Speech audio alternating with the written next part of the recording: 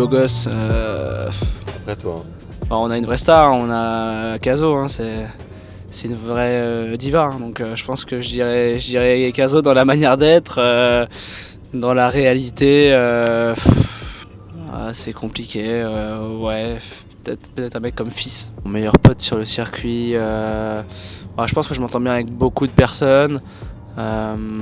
Après, les gens avec qui je me sens le plus proche, c'est bien sûr Arthur Cazot. J'ai passé toute mon enfance avec lui. On partageait beaucoup de moments ensemble, que ce soit en équipe de France ou en dehors. Après, j'ai aussi un super pote à moi qui est là, c'est Axel Garçon qui est là cette semaine. Bon, lui qui est plus sur le circuit futur pour l'instant, mais j'espère qu'il montera vite. Le joueur le plus drôle, c'est à réfléchir ça. Hein. Les joueurs de tennis sont pas très très drôles en vrai. Je pense que moi je suis drôle, je fais rire les gens en vrai. Mais j'ai un humour décalé un peu. Mais non, il y a des joueurs drôles. Lucas est assez drôle, Lucas Pouille est assez drôle. Mais sinon, non, il y a pas un mec hyper drôle qui me vient en tête là. Le plus chambreur, c'est Calvin Emery, clairement. Benoît. T'as déjà fait la teuf avec lui ou pas? Non. Jamais? Jamais. Non, je l'ai vu, on a bu un coup ensemble une fois à l'aéroport, mais j'ai jamais, non, je suis jamais sorti avec lui. Mais moi, je suis un mec extrêmement sérieux, je sors pas. Le plus fou, je dirais Samuel Brosset. Qui est-ce? C'est un joueur qui joue en futur plutôt, un gaucher qui joue les tournois français. Je pense que c'est un des mecs les plus fous qui est sur le circuit. Après des mecs fous, il y en a plein. Hein. Je peux mettre des mecs comme Gaston, Jacquet. Ces mecs-là, ils en tiennent une bonne couche quand même. Les stats, si je suis honnête, je dirais Djoko normalement. Si je pense un peu à moi et à mon expérience, je dirais Nadal, parce que Nadal, ça a toujours été mon roi un peu. C'est grâce à lui que j'ai commencé à jouer. Je trouve que dans son état d'esprit, sa manière d'être, il est juste incroyable. Donc je pense que s'il y a un joueur que je devais garder des trois, ça serait lui. À part toi, je dirais Benoît. Hein. Benoît Paire? Ouais, à mon avis. Ouais. Il te répond dans la demi-heure ou il met 4 jours? Des fois il met 4 jours, des fois il met une demi-heure, ça dépend. Les peu de fois où je l'ai eu, c'était pour souvent planifier des entraînements.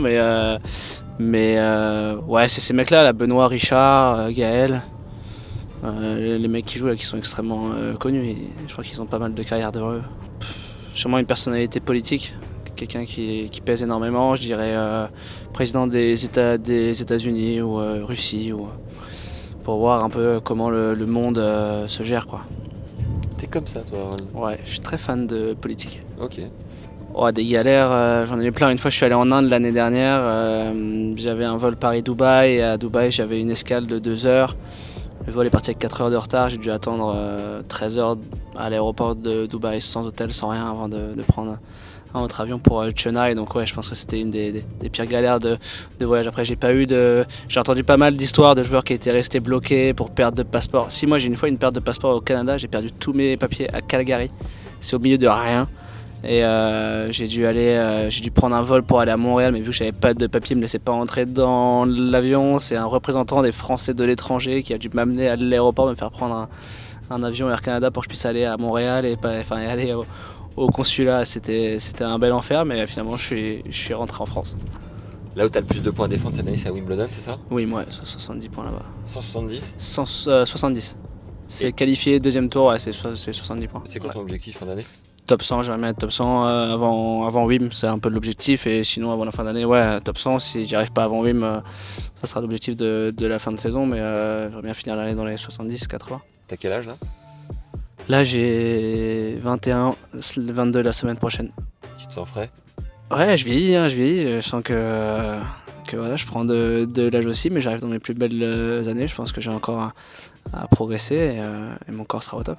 Mon classement ATP, je crois cette semaine c'est 144, et en ce moment je me sens plutôt bien, j'ai fait plutôt un bon début de saison, j'ai bien joué à Nouméa.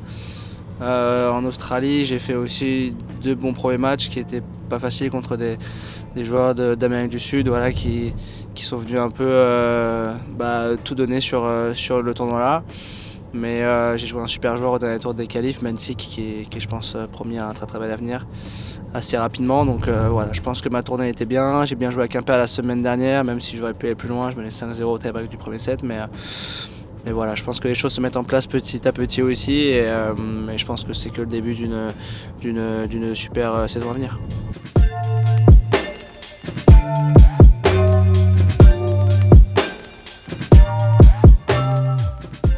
Ciao man. Ciao.